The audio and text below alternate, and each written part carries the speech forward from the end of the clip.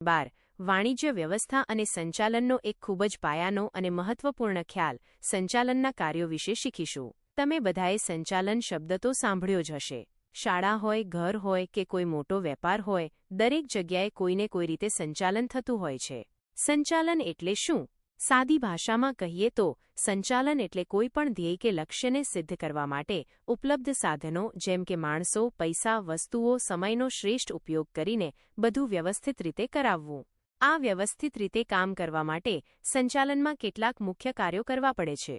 આ કાર્યો એકબીજા સાથે જોડાયેલા છે અને એકબીજા પર આધાર રાખે છે. ચાલો આપણે આ 5 મુખ્ય કાર્યોને એક પછી એક સમજીએ. 1. આયોજન, પ્લાનિંગ, ભવિષ્યનો નકશો. આ શું છે? આયોજન એટલે ભવિષ્યમાં શું કરવું છે, કેવી રીતે કરવું છે, ક્યારે કરવું છે અને કોના દ્વારા કરવું છે તે વિશે અત્યારથી જ વિચારવું અને નક્કી કરવું. શા માટે જરૂરી છે? આ સંચાલનનું સૌથી પહેલું અને પાયાનું કાર્ય છે. જેમ કોઈ મકાન બનાવતા પહેલા તેનો પ્લાન નકશો બને છે, તેમ કોઈ પણ કાર્ય કરતા પહેલા તેનું આયોજન કરવું પડે. આનાથી આપણે કઈ દિશામાં જઈ રહ્યા છીએ તે સ્પષ્ટ થાય છે. ઉદાહરણ: પરીક્ષામાં 80% માર્ક્સ લાવવા માટે કયા વિષયમાં કેટલી મહેનત કરવી, કયા સમયે કયો વિષય વાંચવો તે નક્કી કરવું આ આયોજન છે. 2. વ્યવસ્થાતંત્ર, ઓર્ગેનાઇઝિંગ, કામની વહેંચણી અને ગોઠવણી. આ શું છે? આયોજનમાં જે નક્કી કર્યું છે તેને અમલમાં મૂકવા માટે બધા કાર્યોને જુદા જુદા ભાગમાં વહેંચીને કોણ કયું કામ કરશે, કોની પાસે કેટલી સત્તા હશે અને કોણ કોનો ઉપરી હશે તે નક્કી કરવું એટલે વ્યવસ્થાતંત્ર. શા માટે જરૂરી છે? આનાથી કામની વહેંચણી સ્પષ્ટ થાય છે. દરેક વ્યક્તિને ખબર હોય છે કે તેણે શું કરવાનું છે અને કોને જવાબ આપવાનો છે. આનાથી ગૂંચવણ ટળે છે અને કામ સરળતાથી થાય છે. ઉદાહરણ: શાળામાં પ્રિન્સિપાલ, વાઇસ પ્રિન્સિપાલ, શિક્ષકો, ક્લાર્ક આ બધાની ભૂમિકા અને જવાબદારીઓ નક્કી હોય છે. આ શાળાનું વ્યવસ્થાતંત્ર છે. 3. કર્મચારી વ્યવસ્થા, સ્ટાફિંગ, યોગ્ય માણસ, યોગ્ય જગ્યાએ. આ શું છે? સંસ્થાના કાર્યો કરવા માટે યોગ્ય લાયકાતવાળા અને યોગ્ય વ્યક્તિઓને શોધવા, તેમને નોકરી પર રાખવા, તેમને તાલીમ આપવી અને તેમને સંસ્થામાં જાળવી રાખવા એટલે કર્મચારી વ્યવસ્થા. શા માટે જરૂરી છે?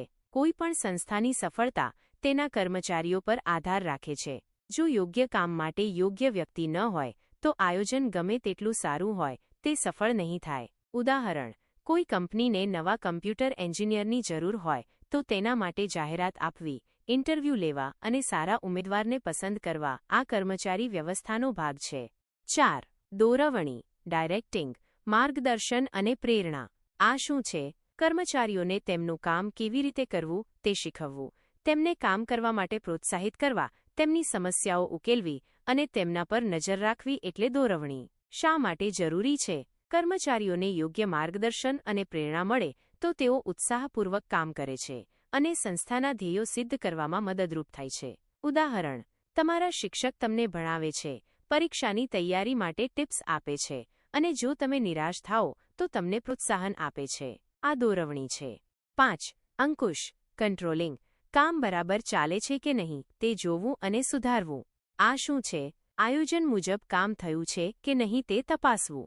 જો કામમાં કોઈ ભૂલ કે વિચલન જે નક્કી કર્યું હતું તેનાથી અલગ જણાય તો તેનું કારણ શોધવું અને તેને સુધારવા માટે પગલાં લેવા એટલે અંકુશ. શા માટે જરૂરી છે? આનાથી ખાતરી થાય છે કે સંસ્થા પોતાના લક્ષ્યથી ભટકી ન જાય. જો કોઈ ભૂલ થાય તો તેને સમયસર સુધારી શકાય છે. અંકુશ એ માત્ર રોકટોક નથી પણ સુધારાત્મક કાર્ય છે.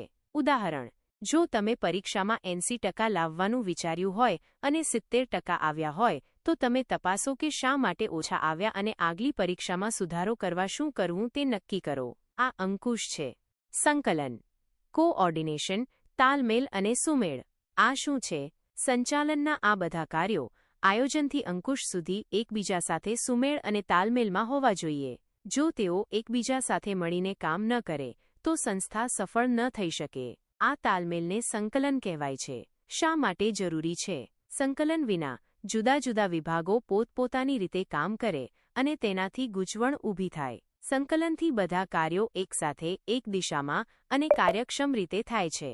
ઉપસંહાર: તો વિદ્યાર્થીઓ, સંચાલનના આ 5 કાર્યો એકબીજા સાથે જોડાયેલા છે અને સંસ્થાને સફળ બનાવવા માટે આ બધા કાર્યોનું યોગ્ય રીતે થવું ખૂબ જ જરૂરી છે. આ કાર્યો એક સાંકળની કડીઓ જેવા છે, જ્યાં એક કડી પણ નબળી પડે તો આખી સાંકળ તૂટી શકે છે. આશા છે કે તમને સંચાલનના કાર્યો સ્પષ્ટ રીતે સમજાઈ ગયા હશે. જો